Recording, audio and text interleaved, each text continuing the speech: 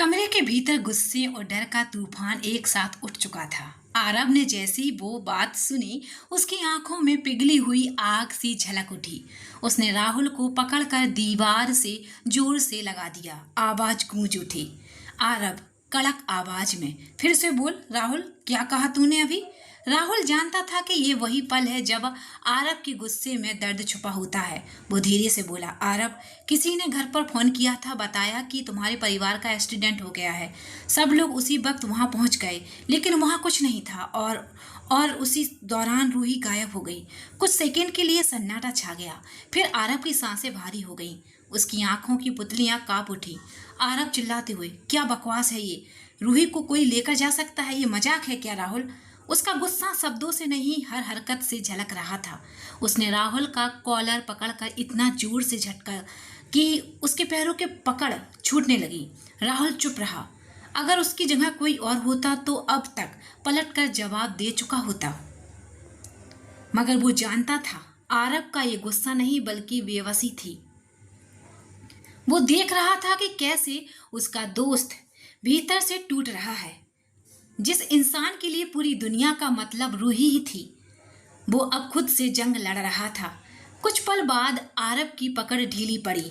उसने धीरे से दीवार पर मुट्ठी मारी और फर्श पर गिरते हुए बस यही कहा, रूही, मैं तुम्हें कुछ नहीं होने दूंगा, चाहे जो हो जाए। राहुल उसकी ओर बढ़ा, उसके कंधे पर हाथ रखा। हम ढूंढेंगे उसे आरव, वो जहां भी होगी तुम्हारे पास वापस आएगी। आरव ने सिर उठाया, आंखों में शक्ति लौट आई थी। अब खेल शुरू होता है राहुल, जिसने भी ये किया है उसे उसकी किए की सजा मैं दूंगा। राहुल के मुंह से वो सच सुनकर आरव का चेहरा सख्त पड़ गया। कुछ पलों तक वह खामोश निगाहों से राहुल को देखता रहा, मानो उसकी आंखों में तूफान उमड़ रहा हो। और अगले ही पल वह बिना कुछ बोले तेजी से बाहर की ओर दौड़ पड़ा। राहुल घबराते हुए, आरव प्लीज रुक जाओ, पहले सोच तो लो। लेकिन आरव पहले ही अपनी कार की ओर भाग चुका था। उसके साथ राहुल भी तुरंत पीछे दौड़ा और दोनों कार में बैठ गए। जैसे ही इंजन स्टार्ट हुआ, सड़क पर टायरों की चीख गूंज उठी। आरव ने गाड़ी की स्पीड इतनी बढ़ा दी कि राहुल को अपने सामने मौत का साया नाचता हुआ महसूस होने लगा। उसके कानों में बार बार वही शब्द गूंज रहे थे, रूही गायब हो गई। हर बार वो आवाज उसे पागल बना रही थी। उसके माथे पर पसीना था, पर आंखों में सिर्फ एक चीज, रूही को ढूंढने की कसम। करीब आधे घंटे की खतरनाक ड्राइव के बाद आरव उस मिशन बेस पर पहुंचा जहां विजय और रमेश पहले से मौजूद थे। दोनों के चेहरों पर थकान और डर साफ झलक रहा था। आरव जैसे ही अंदर आया, उसके कदमों की धमक से ही माहौल भारी हो गया। उसने बिना कुछ कहे सीधे रमेश की ओर कदम बढ़ाए और अगले ही पल उसका गुस्सा फट पड़ा। उसने रमेश के पेट में जोरदार पंच मारा, जिससे वह पीछे की ओर लड़खड़ा गया। आरव गरजते हुए, रूही कहाँ है? मैं तुम सब पर भरोसा करके गया था और तुम लोग उसे खो बैठे। विजय कुछ बोल नहीं पा रहा था। रमेश झुककर सांस संभालने लगा, फिर टूटी आवाज में बोला, आरव, हमें नहीं पता ये सब कैसे हुआ। किसी ने हमारी टीम को फेक मैसेज भेजा कि तुम्हारे घर हादसा हुआ है। हम सब दौड़ पड़े, लेकिन वहां कोई नहीं था, और जब लौटे तो रूही गायब थी। आरव की मुट्ठियां कस गईं। उसके भीतर का तूफान अब और भड़क चुका था। आरव चिल्लाते हुए, बस बहुत हुआ। जिसने भी ये किया है उसे छिपने की जगह नहीं मिलेगी। मैं खुद जाकर हर जगह खंगालूंगा जब तक मेरी रूही वापस नहीं मिलती। विजय ने धीरे से सिर झुका लिया। आरव गुर्राते हुए, रूही कहाँ है? मैंने उसे तुम सबके भरोसे छोड़ दिया था और तुम लोग उसे ढूंढ कर नहीं ला सके। रमेश और विजय दोनों नीचे आंखें झुका लिए थे। रमेश धीरे धीरे बोला, आरव, हमें नहीं पता कि यह कैसे हुआ। किसी ने हमें फेक कॉल करके बताया कि हमारे घर पर हादसा हुआ है। हम दौड़े, लेकिन वहां कुछ नहीं था, और जब लौटे तो रूही गायब थी। आरव का गुस्सा और बेचैनी अब उफान पर थी। उसने जोर से चिल्लाते हुए कहा, मैं तुम्हें यह कह रहा हूं, जिसे भी इसका जिम्मेदार पाया जाएगा मैं उसे सबक सिखाऊंगा। रूही मेरे हाथ से दूर नहीं जाएगी। विजय और रमेश चुप थे। दोनों जानते थे कि अब उनके पास और कोई जवाब नहीं था। आरब के मन में सिर्फ एक चीज थी, रूही को वापस लाना, चाहे कुछ भी करना पड़े। मुकदमे की तरह माहौल में तनाव फैल चुका था। राहुल की कई बातों का असर आरब पर साफ झलक रहा था। कुछ पल चुप रहने के बाद आरब चिल्लाया, तुमने किसी भी रैंडम कॉल पर कैसे भरोसा कर लिया? रमेश ने धीरे से जवाब देने की कोशिश की। आरब, हमने खुद क्रॉस चेक किया था। मैंने डैड के नंबर पर दोबारा कॉल किया था। उसने वही बात दोहराई थी। हम डर गए थे। इस पर विजय ने सिर झुका लिया, लेकिन आरब का गुस्सा अब और बढ़ चुका था। उसने कठोर आवाज में कहा, तो फिर तुमने मुझे कॉल क्यों नहीं किया? रमेश ने सिर झुकाकर जवाब दिया, हमने तुम दोनों को 100 से भी ज्यादा बार कॉल किया था। राहुल ने भी कई बार कोशिश की, लेकिन कोई जवाब नहीं आया। हमने कार्तिक को भी कॉल किया, लेकिन तुम लोगों ने उसका भी कॉल नहीं उठाया। आरव के चेहरे पर गुस्से की लपटें और बेचैनी साफ दिखाई दे रही थी। उसका पूरा शरीर जैसे एक आग का गोला बन गया था। उसकी सांसें तेज, हाथ मुट्ठियां कसी हुई और वह हिंसक होकर बोल रहा था, कुछ करो वरना ये अपनी जान ले लेगा। राहुल, विजय और रमेश तीनों ने मिलकर बड़ी मुश्किल से आरब को संभालने की कोशिश की। उसके इस उग्र गुस्से को काबू में लाने के लिए उन्हें कड़ी मशक्कत करनी पड़ी। इस दौरान तीनों को चोट भी लगी। लगभग 1 घंटे बाद आरव की सांसें धीमी हुई और उसका शरीर थोड़ा शांत हुआ, पर आंखों में अब भी एक अजनबी आग जल रही थी। एक ऐसी आग जो उसे रूही के लिए लड़ाई में और भी बेरहम बना रही थी। आरब ने कार्तिक को कॉल किया। उसकी आवाज में रिक्वेस्टिंग टोन थी, पर उस आवाज में एक अनकहा दर्द भी था। कार्तिक, पहले रूही को ढूंढो प्लीज। पता लगाओ वह कहाँ है। प्लीज उसे मेरे पास वापस ले आओ, कुछ भी करो, लेकिन रूही को ढूंढो प्लीज। उसकी आंखों से आंसू झलक पड़े थे। कार्तिक का दिल भर आया। उसने कुछ कहने की कोशिश की, लेकिन अब वक्त सिर्फ एक काम का था, रूही को ढूंढना। उसने धीरे से कहा, सर, रूही दी को कुछ नहीं होगा, मैं उसे ढूंढ कर लेकर आऊंगा। रात का सन्नाटा और मैंसन में हलचल।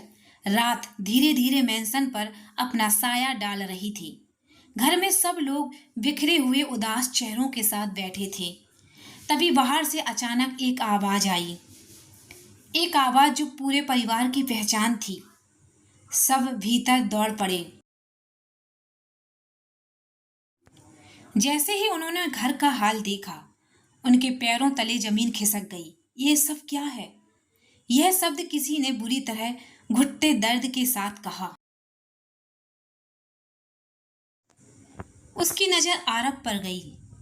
आरब खामोश बैठा था। उसकी आंखें नम और झुकी हुई थीं। वह बिना बोले अपनी मां की तरफ देख रहा था।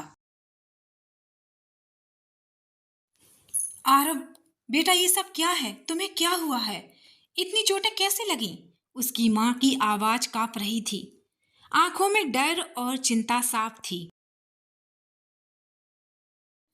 आरब ने एक छोटे बच्चे की तरह उनकी कमर थाम ली और टूटते हुए रो पड़ा। आरब, क्या बात है? मां की आंखों में अपने बेटे के दर्द को समझने की बेचैनी थी। वो एक एक करके अपने सभी बच्चों की तरफ देख रही थी। उनके चेहरे पर चिंता और उदासी साफ झलक रही थी। तनु, सभी बच्चों को मेंशन में लेकर जाओ, मां ने आदेश दिया।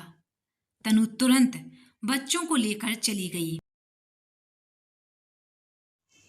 घर में एक गहन खामोशी छा गई थी, जिसमें सिर्फ आरब का टूटता हुआ रोना सुनाई दे रहा था।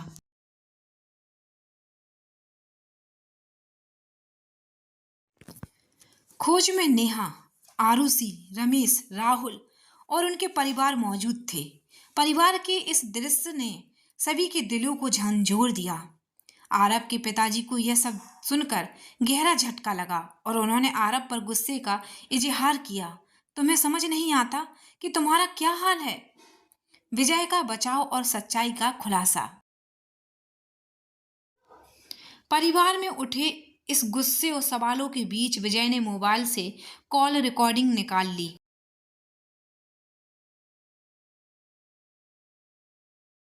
वह रिकॉर्डिंग में बोले, पापा, आरब की कोई गलती नहीं है। उस वक्त वह हमारे साथ भी नहीं था। विजय ने वह कॉल रिकॉर्डिंग सभी के सामने सुनाई। रिकॉर्डिंग में साफ था कि किसी ने जानबूझकर उन्हें फंसाने के लिए योजना बनाई थी। यह सुनते ही पूरे घर में सन्नाटा छा गया। सबके चेहरों पर हैरानी और गुस्से के साथ साथ एक गहरी बेचैनी थी कि कैसे किसी ने उनकी फैमिली को इतना बड़ा झटका देने की योजना बनाई थी। आरब की आंखों में अब सिर्फ गुस्सा और दर्द था।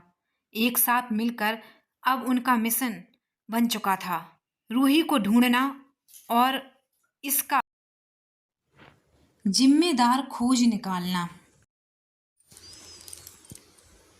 आधी रात का समय होने वाला था, लेकिन पूरे मैंसन में नींद का कोई नामो निशान नहीं था। सभी के चेहरे पर बेचैनी साफ झलक रही थी। रूही के लिए प्रार्थनाएं गूंज रही थीं। हर दिल में सिर्फ यही दुआ थी, भगवान उसे सुरक्षित वापस लाए। दूसरी तरफ आरव के पिताजी ने पूरी पुलिस फोर्स और अपने सभी कनेक्शनों को लगा दिया था। आरव हर एजेंट विजय, राहुल और रमेश के साथ मिलकर अपने कॉन्टैक्ट का इस्तेमाल कर रहा था ताकि रूही को ढूंढा जा सके। हर कोई यह सोच रहा था, रूही के साथ ऐसी दुश्मनी किसकी हो सकती है कि उसे अपहरण कर लिया जाए, और इसका मकसद क्या हो सकता है। रूही की माँ बार बार रो रही थी और आरब के पिताजी से विनती कर रही थी कि जल्द से जल्द उसकी बेटी को ढूंढा जाए। इस सब के बीच आरब खामोश बैठा था। उसकी आंखें लाल और सूजी हुई थीं। वह किसी से एक भी शब्द नहीं बोल रहा था, बस भीतर से टूट रहा था। कार्तिक का आगमन और रहस्य का खुलासा। रात के लगभग 12:30 बजे लगभग अचानक दरवाजा जोर से खुला और कार्तिक तेज कदमों से अंदर आया। उसकी आवाज में बेचैनी और गंभीरता दोनों थी। बॉस। आरब उसी क्षण खड़ा हो गया। वह कार्तिक की ओर बढ़ा। रूही का कुछ पता चला? उसकी आवाज में डर और उम्मीद दोनों थे। कार्तिक ने धीरे से सिर झुकाया और कहा, नहीं सर, अभी तक रूही दी का कोई पता नहीं चला है, लेकिन उस आदमी का पता लग गया है जो यह सब कर रहा है।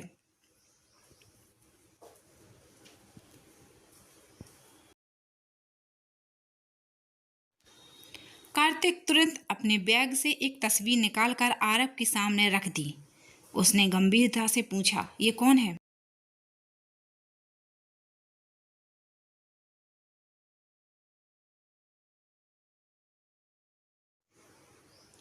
आरब ने तस्वीर को गौर से देखा, लेकिन वह चेहरा उसकी जिंदगी में पहली बार नजर आया था।